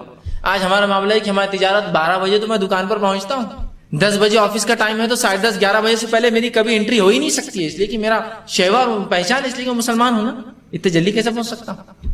تو یہ تو معاملہ ہمارا سستی کاہلی عاجزی کا, تو اس پہ ہم کامیابی حاصل نہیں کر سکتے. عزائم بہت بڑے بڑے ہوتے ہیں, میں یہ کروں اللہ, کچھ بھی نہیں کر پاتے. اگر آپ نے سستی کاہلی ہے آپ سو جائیے, آپ کی اس کے علاوہ کچھ بھی نہیں. تو صبح سے ہماری تجارتیں ہو, صبح سے ہمارے معاملے ہو, صبح ہماری تمام چیزیں ہو. لیکن اب ایک امت کا مزاج ہے صبح نہیں اٹھنے کا. لیکن اس کے برعکس دوسرے قوموں نے سستی کاہلی عاجزی کو اپنے نفس سے ہٹا لیا. یاد رکھیے صبح 3 بجے اور 4 بجے میں آپ کو دعویٰ کرتا ہوں آپ کے علاقے میں اگر غیر مسلم ہوتے ہوں گے تو ان کی عورتیں باہر نکل کے رنگولی ڈالتی ہیں. آپ فجر سے پہلے ان کی رنگولی کمپلیٹ بنی ہوئی, پانی کی مشین لگی ہوئی, اور اخبار تقریباً آدھا پڑ چکا ہوتا ہے, بیٹھے بیٹھے لنگی بیٹھا رہتا باہر, اور وہ دنیا اب جان چکا, اور اب بس اس کو اب 7 بجے کھانا وہ کھائیں گا, اور 8 بجے سے اپنی تجارت, اپنے کام کاج, اپنے بزنس, اپنے آفس کے لیے نکل گیا. شام اس کی جلدی ہو جاتی ہے, اس شام میں آیا تجارت سے گھر بار بیٹھا, بچوں کو ہوم ورک کرایا, بات چیت کی, اور اس کے سو گیا. صبح اس کی پھر خیر و برکت, صبح میں برکت. اس لیے کہ سستی اور عاجزی کے خلاف ہے صبح اٹھنا, محنت اور مشقت کی علامت ہے صبح اٹھنا. تو ہم دیکھتے ہیں تجارتیں ہماری ڈوبتے جا رہی ہیں, اس لیے کہ ہم نے تجارتوں کو کتاب و سنت سے ہٹ کر بنایا, اور سستی کاہلی ہمارے اوپر جو ہے سوار ہے. حتیٰ کہ میں یہ دعوے سے کہہ سکتا ہوں ایسے بہت سارے ہمارے نوجوان ہیں کہ ظہر کے اندر فریش ہوتے ہیں, اگر اٹھ بھی جاتے ہیں 10 بجے تو آتے ہیں, لیکن ظہر کے وضو میں فریشنس آتی ہے اور لگتا ہے کہ اب اٹھا ہوا, ورنہ ان کے چہروں سے پہچان لیں گے اب بھی اٹھ کر آیا ہوا نہیں میں سے. سستی اور کاہلی, ایسا نہیں کہ رات بھر انسان نے پہاڑ توڑے, محنت کی تو صبح اس کی نہیں ہوئی, لیکن بس میں ایک معاملہ اور ایک مزاج ہمارا بن چکا ہے. اللہ رب العزت, اس کے دین, اس کے شریعت, اس کے نبی کو یہ مزاج نہ کبھی پسند تھا نہ کبھی رہنے والا ہے, بلکہ یہ صبح اٹھنے والے, محنت کرنے والے, مشقت کرنے والے, اور ایسی محنت اور مشقتیں جبکہ کھانے پینے کو بھی نہ ہو. میں اس لیے کہہ رہا ہوں کہ ہم تو بہت اچھی حالت میں ہیں. جب ان کے پاس کچھ نہیں تھا تب بھی محنت اور مشقت میں لگے تھے, سستی اور کاہلی نہیں تھی. کسی نے بھی جنگ خندق کی وقت یہ نہیں کہا کہ اب بہت مشکل ہے اللہ کے رسول, ایک تو کھانا نہیں. واقعات آپ جانتے ہیں, ایک صحابی رسول ایک مرتبہ آیا آپ صلی اللہ علیہ وسلم کے پاس. جنگ خندق جو ہوئی اس میں سلمان فارسی رضی اللہ عنہ, یہ فارس کے رہنے والے تھے, اور انہوں نے ایک آئیڈیا دیا اللہ کے رسول کو, ایک مشورہ دیا اللہ کے رسول, ہم کیا کرتے ہیں مدینے کے اطراف میں خندق کھود دیتے, اتنی بڑی خندق کی گھوڑا بھی کود نہ سکے, آدمی بھی آ نہ سکے سیدھا کود کے, اور یہ ہم فارس میں ایسی کرتے ہیں تاکہ دشمن سے ہم اپنے آپ کو بچا لیتے ہیں. نبی اکرم صلی اللہ علیہ وسلم اس مشورے کی, اس تجویز کو پسند کیا اور کہا خندق ہم کھودیں گے. اب جب خندق کھودنے کی بات ہوئی تو رئیس المنافق عبداللہ بن ابی, اس نے کہا یہ کیا آپ نیا لایا, خندق کھودنا, یہ کرنا, یہ کام. لیکن صحابہ عاجز نہیں تھے. نبی اکرم صلی اللہ علیہ وسلم فرما دیا, اب عاجز نہیں کی صحیح بات ہے نا, مدینہ کو خندق سے گھرنا, اگر مدینہ آدھا کلومیٹر کا بھی شہر ہے تو آدھا کلومیٹر اسکوائر کلومیٹر ہوتا ہے نا, تو خندق کھودنا بولے تو ظاہر سی بات ہے. اور جو لوگ عمرے کو گئے ہوں گے, حج کو گئے ہوں گے, تو آج ہی مسجد نبی رسول اللہ کا جو ہے گھر, وہاں آپ کہاں رہتے تھے, اور اس سے وہ خندق کی جو کھودی گئی تھی وہاں گورنمنٹ نے سڑک بنا دی. ویسی ابھی سڑکیں ہیں اس پہ کنسٹرکشن نہیں آج, تو وہ گاڑیاں لے جا کے لوگ سفر کراتے, یہ خندق کھودی گئی تھی, پورا سفر کراتے ہو. جتنی خندق تھی آج روڈ بنی ہوئی اس پہ, تاکہ علامت کے لیے کہ اتنی خندق. وہ خندق کم از کم 6-7 کلومیٹر کی ہوتی, پھر بھی سب سے چھوٹا بھی دائرہ بنا ہے. اب وہ خندق کھودنا ظاہر سی بات اتنی بڑی کھودنا, اس میں سے مٹی نکالنا کہ گھوڑا نہ, اس سے کتنا محنت. تو رئیس المنافق عبداللہ بن ابی نے کہا یہ کیا ہے, کہ تو سست اور کاہل عاجز ہوتے ہیں نا منافق, اللہ نے گواہی دی کہ یہ تو عبادت کے لیے بھی کھڑے نہیں ہوتے ہیں, تو رہا معاملہ دوسری چیزوں کے لیے. تو وہ پریشان ہو گیا. رسول اللہ کے صحابہ جو تھے انہوں نے کہا بالکل ہم تو لبیک تیار ہیں, ایک صحابی آئے اس دوران جبکہ ان کے پاس دنیا میں اعتبار سے کوئی سہولت نہیں، کھودنے کے ہتھیار اور اوزار نہیں، من پتھروں سے کھود رہے ہیں، کھانے کے لیے کچھ نہیں، اور آ کر کہا اللہ کے رسول بھوک سے بہت برا حال ہے اور میں نے 2 پتھر باندھ رکھے۔ پتھر باندھ رکھے تو اس کا کیا معنی ہے؟ جب پیٹ میں بھوک لگتی ہے تو آتے آواز کرتی ہے، کھینچتی ہے، تو اس کھینچاؤ کو کم کرنے کے لیے آپ کو پریشر اگر ڈالے، اس بیلٹ کو ٹائٹ کر لے تو پھر بھوک نہیں لگتی آپ کو تھوڑی۔ تو صحابی نے پتھر رکھے اور اس کو کپڑے سے باندھ لیا اچھی طاقت سے، تاکہ پیٹ دباؤ ہے تو آتے کیا ہوتی پھر وہ بھوک کی شدت محسوس نہیں ہونے دیتی۔ تو کہا 2 پتھر باندھے ہوئے میں نے، مطلب کھانے کو نہیں ہے اور اتنے کمزور ہو چکے ہم کہ 2 پتھر باندھا اور صرف بھوک کو مٹانے کے لیے۔ تو آپ صلی اللہ علیہ وسلم نے اس صحابی سے فرمایا اور کہا صرف یہ نہیں دکھاؤ بلکہ بتانے کے لیے کہ میں بھی دیکھو اس حالت میں ہوں لیکن میں بھی عاجز نہیں آ رہا ہوں بلکہ کام کر رہا ہوں۔ کہا میں نے 3 باندھے رکھے، آپ نے اٹھائے تو آپ کے 3 پتھر بندھے ہوئے تھے، ایک ادھر ایک بیچ میں اور ایک سائڈ میں، 3 پتھر، مطلب بھوک کی شدت، پیٹ اندر ہوتا ہے آدمی دبلا ہوتے جاتا ہے۔ 3 میں نے باندھ رکھی، اب تم مجھے 2 کا کیا بتا رہے ہو؟ عاجز مت ہو، کام کرتے رہو، کام کرتے رہو۔ اور جب صحابہ کام کر رہے تھے اور ایک صحابی کے تعلق سے آتا ہے کہ ایک پتھر آ گیا، جب وہ مارنے لگے تو چنگاریاں نکلتی پتھر میں، ظاہر سے جب اس میں جا کر لوہا لگ رہا تھا اور بہت سخت پتھر آ گیا، جب وہ چنگاریاں نکلنے لگی تو آپ صلی اللہ علیہ وسلم فرمایا خوش ہو جاؤ، اللہ رب العزت تمہیں خیسر اور خسرا کی حکومتیں تمہارے قدموں میں ڈال دے گا۔ جب وہ چنگاریاں نکلتی تھی اب صحابہ کو محنت کرنا پڑی، ظاہر سے اس کا پھل کیا ملے گا ہمیں، تو رسول اللہ نے دنیاوی بشارتیں بھی دے دی کہ تم کو خوش ہو جاؤ، خیسر اور خسرا کی حکومتیں تمہاری زندگی میں اللہ تم کو دیں گا، تم دیکھو گے اس کو۔ تو عبداللہ بن ابی رئیس المنافق جو وہاں تھا بہرحال ایک دم تو بھاگ نہیں سکتا تھا وہاں کچھ نہ کچھ کر رہا تھا، کہا یہ دیکھو اس نبی کی باتیں، یہاں بھوک سے پریشان 3 پتھر باندھا اور خوشخبریاں دیتا خیسر و خسرا کی فلاں کی۔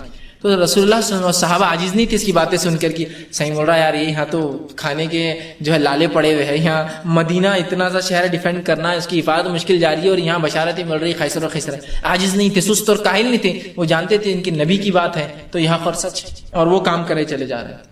تو یہ جو مادہ ہونا چاہیے ہمیں، یہ جذبہ ہونا چاہیے، یہ جستجو ہونا چاہیے، یاد رکھیں۔ اور یہ صرف دین میں نہیں، دنیا میں بھی یہ جستجو شریعت نہیں چاہتی۔ کہاں ہم کو یہ کہا کہ دنیا میں مت کرو، خالی دین کے لیے کرو، دونوں جگہ وہی، نہ عاجز ہو، نہ سستی کرے، نہ ہم جو بزدلی اختیار کرے، نہ ہم کنجوسی کرے، بلکہ اخلاق کو چھوڑ کر ہمارے اندر اپنے اندر ہم جو ہے اچھے اخلاق پیدا کرے۔ اسی طرح اللہ رب العزت جو ہے جو بھی اچھے کام کریں گا اس کا بدلہ آخرت میں ملنے والا ہے، اور ظاہر سی بات ہے جب انسان عاجز نہیں ہوگا اور اچھے کام کرے گا تو اس کو اس کا بدلہ ملے گا، چاہے پھر وہ کام میں مکمل نہ کر پاؤں، شروعات تو کروں، اس کی کوشش تو کروں۔ اور اللہ رب العزت کسی عمل کرنے والے کے عمل کو ضائع نہیں کرتا۔ سورہ آل عمران سورہ نمبر 3 کی آیت نمبر 115 میں اللہ نے فرمایا اور کہا وما يفعلون من خير فلن يكفروا، کہ جو بھی تم کام کرو گے اللہ اس کو ضائع نہیں کریں گا، اس کو تم سے ہٹانا دیں گا، بلکہ اس کا ہمیں اچھا بدلہ ملنے والا ہے۔ تو ہم عاجزی اور سستی سے ہم مسلمان باہر نکلے، ہر قسم کی عاجزی سستی، اور دیکھیے پھر اللہ کے پاس کیسے بدلے ہمارے اس دنیا میں محنت کرنے کے، اور جو کچھ محنت ہم کرتے ہیں جس کا مقصد خالص دین ہوتا ہے، حلال روزی کمانا، یہ دین ہے۔ تعلیم حاصل کرنا تاکہ ایک اچھا انسان بنوں، یہ دین ہے، تاکہ وہ ذریعہ بنے حلال روزی کا، یہ دین ہے۔ تعلیم حاصل کروں تاکہ کائنات کا علم حاصل ہو، تاکہ اپنے رب کی معرفت ہو، یہ بھی دین ہے۔ محنت مشقت انسان جو بھی کرے، اٹھنا بیٹھنا، کھانا پینا، پہننا اوڑھنا، خریدنا بیچنا، سب دین ہے، یاد رکھیے۔ اور سب کے اندر میں سستی کاہلی عاجزی سے دور ہوں، اور محنت تو کرو، اور محنت کرنے والوں کے نتیجے کیا ہے؟ عبد الرحمن ابن عوف رضی اللہ عنہ اس کی جیتی جاگتی مثال ہے۔ جب نبی اکرم صلی اللہ علیہ وسلم نے ان کی جو ہے اخوت باندھ دی، مدینہ میں جب یہ آئے تو مدینہ کا ایک انصار ایک صحابی سے رسول اللہ صلی اللہ علیہ وسلم مہاجر کا ایک جو ہے ملا دیتے اور دونوں میں بھائی چارہ قائم کرتے اور دونوں آدھا آدھا بانٹ لیتے۔ عبد الرحمن ابن عوف رضی اللہ عنہ جب پہنچے اور رسول اللہ نے ان کے ساتھ تعلق بھی وہی کیا، تو انہوں نے اپنے بھائی سے، جو انصاری جو ان کا بھائی تھا، دینی بھائی جس کو کہیں گے، دینی اعتبار سے آدھا آدھا کیا گیا تھا، اخوت تھی، کہا کہ دیکھو، اس نے کہا کہ یہ میرا مال و دولت ہے، اس میں سے آدھا لے لو۔ کہا دیکھو مجھے اس کی ضرورت نہیں، صرف مجھے بازار کا پتہ بتا دو، تم بازار، بس مجھے نہیں چاہیے۔ مطلب دینے والا راضی تھا رسول اللہ کے حکم پر، لیکن لینے والے کی بھی غیرت تھی، وہ لینا نہیں چاہتا تھا، کہا نہیں مجھے بازار کا پتہ بتا دو۔ اس لیے کہ یہ عاجز نہیں تھے، یہ کسی پر رہنا پسند نہیں کرتے تھے، گداگیری بھیک منگی کسی سے مانگنا بالکل پسند نہیں تھا۔ حتیٰ کی روایتوں میں آتا ہے کہ اگر صحابی جب بوڑھے ہو گئے تھے، ہاتھ سے لکڑی گر جاتی تو یہ بھی کسی کو اٹھا کر نہیں دو بولتے تھے، خود اٹھاتے تھے، اس لیے کہ اللہ قیامت دن سوال نہ کرنے کھڑے ہو جائیے کہ میں سے لکڑی اٹھوایا تھا، خود اٹھاتے تھے، اتنی محنت کش تھے، عاجز نہیں تھے کسی کام سے۔ تو کہا کہ میرے بھائی یہ سب تو ٹھیک ہے، تم مجھے بازار کا پتہ بتا دو، بس بزنس بتا دو کہاں ہوتا ہے۔ وہ صحابی نے بتا دیا بازار ادھر ہے۔ عبد الرحمن ابن عوف رضی اللہ عنہ گئے، اور اس حدیث میں آتا ہے کہ شام جب واپس آئے تو اتنا کما چکے تھے کہ کھجور اور پنیر، مطلب اپنا رات کا کھانا لا لیے تھے بنا کر، دوپہر کا بھی کھا لیے ہوں گے وہاں ظاہر سے آتے۔ شام میں جب آئے تو آج دن بھر کا کھانا ہو چکا تھا، پنیر اور کھجور ساتھ میں لے کر آئے، کل کا کل دیکھا جائے۔ تو آپ دیکھ رہے عاجز نہیں تھے کہ صحیح بات ہے میں مکے کا مالدار، عبد الرحمن ابن عوف مکے کا مالدار انسان ہے بہت، میں مکے میں مالدار تھا، اب وہ اتنے کروڑ پتی درجے تک پہنچتے کتنا ٹائم لگے گا، پھر صفر سے کہاں شروع کروں، چلو اچھا انصاری پہ ڈال دیے، پورا وزن ڈال دو اس کے اوپر، اب لے لو اس کا آدھا کھیت، لے لو اس کا آدھا یہ، اس کو بول دو سب بٹوارا کرو. نہیں، عاجز نہیں تھے، ابھی سے شروع، اس لیے کہ اب جو حالات ہیں یہیں سے شروع کرنا ہے. عاجز نہیں تھے، یاد رکھیے یہ ان کی صفت تھی. خالد بن ولید رضی اللہ عنہ، یہ جو ہے اگر اسلامی تاریخ نہیں دنیا کی تاریخ دیکھیں تو یہ دنیا کی تاریخ میں ایک سب سے واحد ایسی شخصیت ہے جو سب سے کامیاب ملٹری جنرل کہلائیں گے، سب سے کامیاب ملٹری جنرل.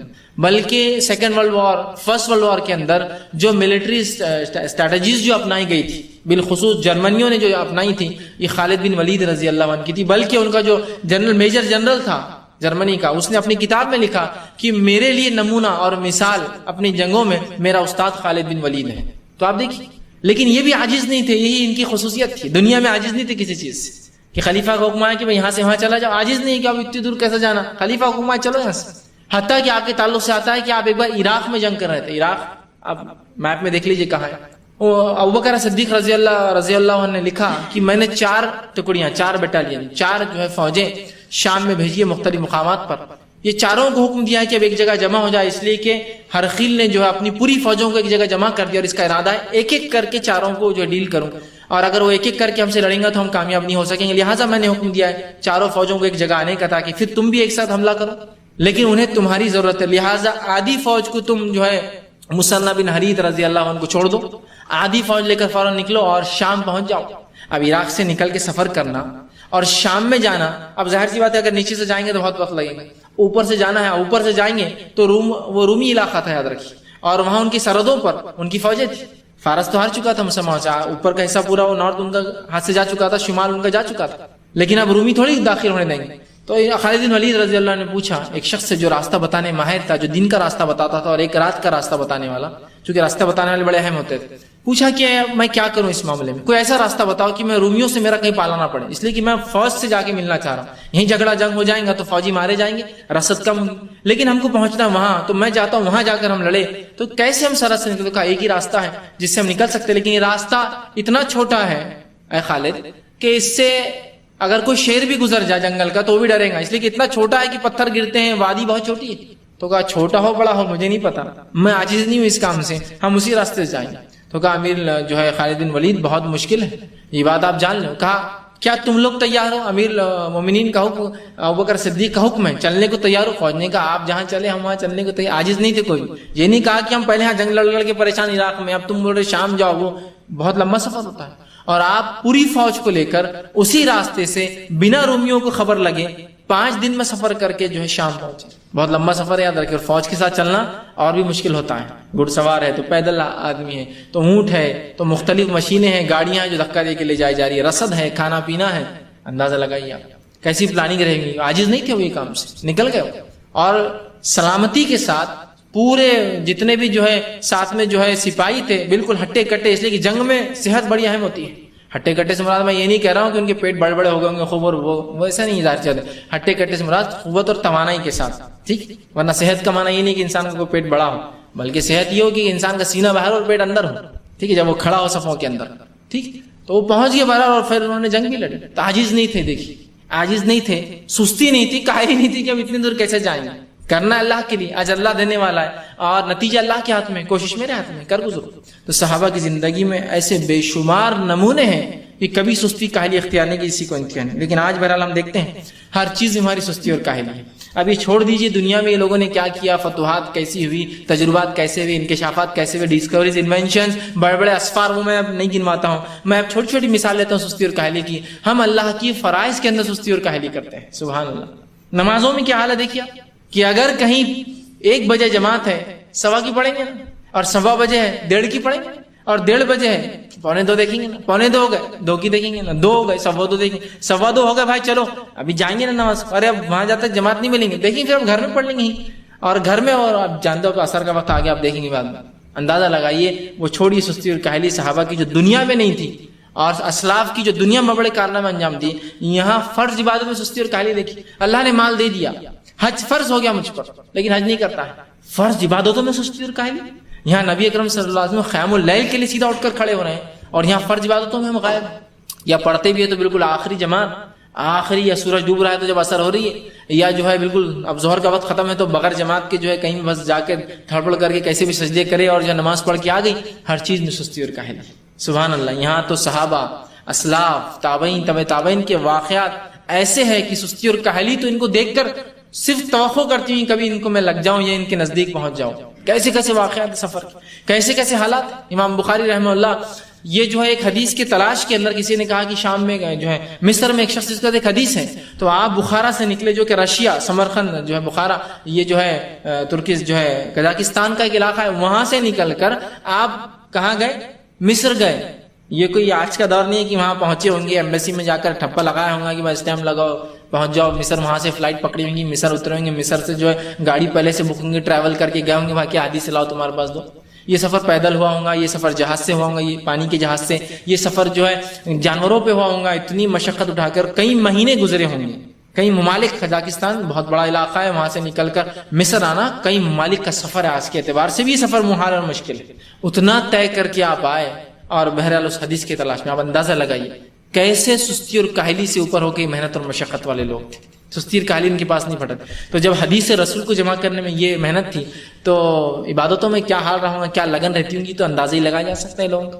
جب صحابہ کا دنیا میں یہ محنت اور مشقت ہے تو نمازوں کا کیا حال ہوگا، آپ اندازہ ہی لگا سکتے۔ اور ہرقیل نے جب اس کی فوج جنگ یرمک میں ہاری، بڑا اچھا یہ واقعہ تھا، جنگ یرمک اور جنگ قادسیہ، یہ دو ایسی جنگیں ہیں جو دنیا کی عظیم جنگوں میں شامل ہے، یاد رکھیے۔ ایک زمانہ تک لوگوں نے دبانے کی کوشش کی کہ الحمدللہ آج انٹرنیٹ پہ جائیے، خالی جنگ یرمک یا قادسیہ ڈالیے، آج آپ کو ویکیپیڈیا اور دیگر بڑے بڑے انسائکلوپیڈیا میں اس کی تفصیلات آج مل جائیں گی۔ اب دنیا مجبور ہے اس چیز کو اقرار کرنے میں۔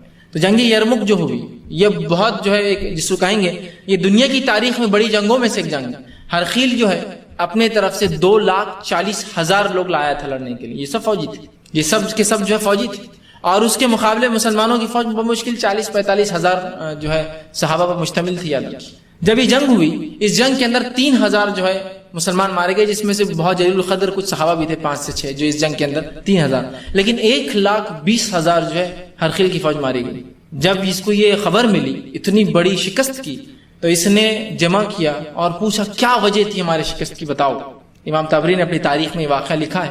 تو کسی نے تو ہمت نہیں کی ہرقیل کے سامنے بات کرنے کی، اور اس نے یہ بھی کہا میں تم سے پہلے ہی کہہ رہا تھا اس نبی سے اور اس کے ماننے والوں سے جھگڑا نہ کرے تو اچھا ہے، ایک عہد نامہ لے لیتے ہیں، ان سے امن کر لیتے ہیں۔ لیکن اس کے لوگوں نے مانا تھا۔ ہرقیل خائل تھا رسول اللہ کا، اس نے جب خط پڑھا تو یہ سمجھ گیا، بلکہ خط پڑھنے کے بعد اس نے یہ کہا تھا کہ اگر تم نے اس شخص کی بات نہیں مانی جو اپنے آپ کو نبی کہتا ہے تو یاد رکھو جس زمین پر آج ہمیں یہ زمین ہم سے بہت جلدی چھین لی جائے گی۔ بلکہ ایک روایت میں، بخاری کی روایت میں آتا ہے کہ یہ نجومی بھی تھا، اس نے ایک بار ستاروں کو دیکھا اور کہا کہ یہ زمین ہم سے بہت جلدی جانے والی ہے۔ شام میں تھا، جب اس کا دارالخلافہ بصرہ شام میں تھا، تو کہا یہ بہت جلدی جانے والی۔ تو لوگوں نے کہا کیوں، کوئی جنگ لڑنے والا ہے؟ تو کہا کچھ لوگ ہیں جو ختنہ کراتے ہیں یہ ہم سے جنگ لڑیں گے اور ہم کو اس زمین سے ہٹا دیں گے۔ تو کہا یہودی، اگر آپ حکم دے تو 2 منٹ کا کام ہے، جا کر پوروں کو ختم کر دے القدس کے اندر۔ یہودی اس زمانے میں فلسطین القدس میں تھے، 2 منٹ کا کام ہے سب کو ختم کر دیتے۔ کہا نہیں، یہ یہودی نہیں، کوئی اور ہے جو ختنہ کراتے۔ اور اسی وقت رسول اللہ صلی اللہ علیہ وسلم خاصد خط لے کر آیا۔ جب خط لے کر پہنچا تو ہرقیل نے پوچھا کیا تم لوگ ختنہ کراتے ہو؟ تو صحابی نے کہا ہم ختنہ کراتے۔ تو کہا یہ لوگ ہیں، وہ لوگ نہیں، یہودی نہیں۔ یہودی بھی ختنہ کراتے تھے، بنی اسماعیل بھی ختنہ کراتی، لیکن اس کو علم نہیں تھا اس چیز کا۔ تو کہا وہ نہیں، یہ لوگ ہیں اس سے مراد۔ اور اس نے جب یہ جنگ ہارے تو کہا کیا میں نے تم سے نہیں کہا تھا کہ اس نبی سے جو ہم معاہدہ کر لیتے ہیں امن کا، تم لوگوں نے مجھے مجبور کیا نا اس چیز پر، اٹھا ہوا نتیجہ کیا ہوا جو ہم ہارے، کیا وجہ تھی ہماری ہار کی۔ تو ایک بوڑھا شخص جو ہے امام طبری لکھتے ہیں اس میں سے نکل کر آیا جو اچھا مقام رکھتا تھا، لیکن اس کی بزرگیت ہی ایک وجہ تھی جس وجہ سے اس کی جان بھی بچ گئی۔ بعد میں وہ آیا اور کہا دوسرے تو کچھ کہیں گے نہیں، سچ بولنے سے منہ بند رکھی، میں کہتا ہوں بس ایک وجہ تھی ان کے ہار، ہماری ہار اور ان کی جیت کی، کہ وہ اپنے رب کو یاد کرنے والے تھے۔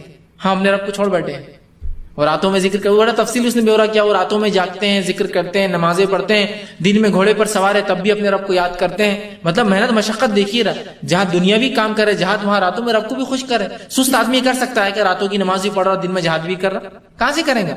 تو کہا وہ راتوں میں نمازیں پڑھتے ہیں، دن میں گھوڑوں پر سوار ہے تب بھی اللہ کا ذکر چالو ہوتا ہے، تو وہ اپنے رب کو تھامے ہوئے ہے اور ہم نے اپنے رب کو چھوڑ دیا ہے۔ ہرقیل نے کہا تو نے سچ کہا یہ بات، اور تیرے علاوہ کوئی کہتا تو اس کو سزا دیتا ہوں، تیری عمر تقاضا ہے میرے لیے، تو نے سچ کہا، تیرا کنکلوژن جو تھا تیری عمر کے اعتبار سے بالکل درست تھا کہ انہوں نے اپنے رب کو پکڑ لیا، ہم نے چھوڑ دیا۔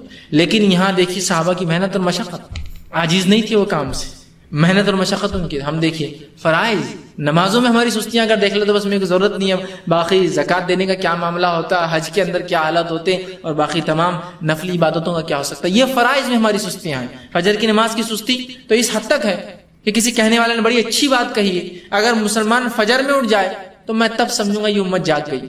اگر مسلمان فجر میں اٹھ جائے نا, جیسے جمعہ میں ہوتے ہیں, عیدین میں ہوتے ہیں, اگر ایسے ان کے جمعہ فجر ہونے لگے تو تب تو یہ قوم جاگ گئی. جب تک یہ نہ کریں گے یہ قوم سو رہی ہے, پھر ان پہ جو کرنا ہے کر لو.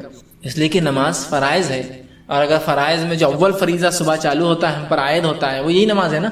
دن نکلتے وقت اللہ کا ذکر ہر وقت ہے, سورج ڈھلتے وقت, سورج ڈھلنے کے بعد, سورج نکلنے سے پہلے, سورج بیچ میں آنے کے بعد, سورج تھوڑا ڈھلنا اور پھر ختم ہونے کے بعد مغرب جو ہوتی ہے. تو اگر صبح ہی ہماری ایسی ہوتی ہے تو دن کیسا گزرے گا؟ سیدھی سی بات ہے, فرسٹ امپریشن لاسٹ امپریشن بولتے ہیں نا, شروعات جیسی ہوگی خاتمہ ویسا ہوگا. میں یہ نہیں کہہ رہا ہوں جس طرح سے ہندو لوگ بیچارے مانتے ہیں کہ شروعات بھونی جیسے ہو, میں وہ نہیں کہہ رہا ہوں, لیکن سیدھی سی بات ہے اپنے رب کو جو صبح یاد نہ کرے اسے کیا توقع کی جائیں گے؟ دن میں وہ سستی اور عاجزی, اور جب فجر نہیں ہوتی تو سستی اور کاہلی ایسی سوار ہوتی ہے ہماری نفسوں پر کہ بس حالات تو ہم دیکھ رہے ہیں, مجھے زیادہ تبصرے کی ضرورت نہیں. اسی طرح جو ہے ضروری کام ترک کر کے غیر ضروری کاموں میں ہم لوگ لگے ہیں, یہ بھی سستی اور کاہلی کا نتیجہ ہے. تعلیم حاصل کرو کہتے تو نکڑ چوراہوں پر اور میلے اور ٹھیلوں پر اور بازاروں میں اور کہاں کہاں نوجوان بیٹھے. دیکھیے ضروری کام کیا ہے؟ تعلیم حاصل کرو, ہنر حاصل کرو. یہ ہنر چھوڑ کر دیکھیے کیا کر رہے ہیں. ہنر کو ڈالا جائے تو سستی اور کاہلی ایسی تاری ہے کہ وہ نہ ہنر حاصل کرتا ہے نہ تعلیم حاصل کر رہا ہے, اور عمر گزرنے کے بعد پچھتاوا بڑا ہوتا ہے, کاش میں جوانی میں یہ کرتا, اب جانے تو جو گیا. یہ ارے اگر مگر شیطان کی طرف سے, اب ہو گیا تمہاری تقدیر کا فیصلہ, یہی تھا تمہاری تقدیر میں, لیکن تم کوشش کرتے اپنی طرف سے. تو آج سستی اور کاہلی اس حد تک ہے کہ آج ضروری کام چھوڑ کے ہم غیر ضروری کام کرے, تعلیم چھوڑ کر فیشن پرستی میں لگے. ہمارا جتنا پیسہ تعلیم میں جانا تھا آج کپڑے لباس خریدنے فیشن پرستی میں جاتا ہے. یاد رکھیے بہت سے لوگ آتے ہیں, بہت سے لوگ مائنورٹی کی اسکیمز اٹھا رہے ہیں, بہت سے لوگ IRF کی اسکالرشپ اٹھا رہے ہیں, بہت سے لوگ فلاں مسلم تنظیم اسکالرشپ اٹھا رہے ہیں. میں یہ کہہ رہا ہوں, کیا آپ جتنے کے لباس پہنتے ہیں نا گھروں میں, اتنے لباس اگر نہ لے کے سادے لباس لے تو یہ آپ کو کسی سے بھیک اور خیرات اور صدقات میں نہیں لینا پڑیں گے اسکالرشپ. آپ کیا اتنا پیسہ ہے؟ لگائیے آپ اندازہ, ایک بھائی کی شادی 2 لاکھ لگا دیا آپ, یہ 2 لاکھ تعلیم پہ لگا سکتے تھے آپ. شرم کیجیے, اپنی فیشن پرستی اور دکھاوے میں لاکھوں لٹاتے ہو اور پھر لوگوں سے بھیک مانگ کے اپنے باقی ضروریات کو پورے کرتے ہو. تعلیم اصل ضرورت تھی, صحابہ نے اس پہ اپنا مال دولت سب کچھ خرچ کیا تعلیم پر. سلف صالحین نے کیا کچھ نہیں کیا, صرف تعلیم کے لیے روپیہ پیسہ اپنا سب کچھ لگا دیا کہ بچہ بس دین کا علم حاصل کر لے. میرا تعلیم وہی تھی اس زمانے میں. میں یہ نہیں کہہ رہا ہوں جو واقعی میں مستحق ہے وہ ضرور لے, میں کسی کی برائی نہیں کر رہا ہوں, لیکن ہم جس طرح سے سستی اور کاہلی عاجزی ہم پہ طاری ہو چکی ہے, ضروری کام کو چھوڑ کر غیر ضروری کے پیچھے لگے ہیں.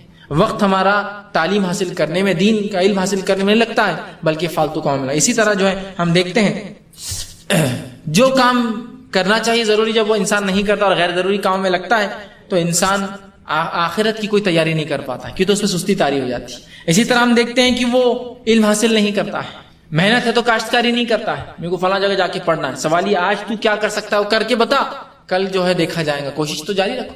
میں کھیتی باڑی نہیں کر سکتا, کاشتکاری نہیں کرتا ہے, دنیا کے اندر اچھے کام نہیں کر پاتا ہے اس لیے کہ اس کا کچھ تو بھی اور ہی منشا ہے. سستی اور کاہلی صرف یاد رکھیں, میں نے اتنا پڑھ لیا, میں اتنا تعلیم یافتہ ہو گیا اور میں کیسا یہاں یہ آفس میں بیٹھ کے چھوٹا سا کام کروں.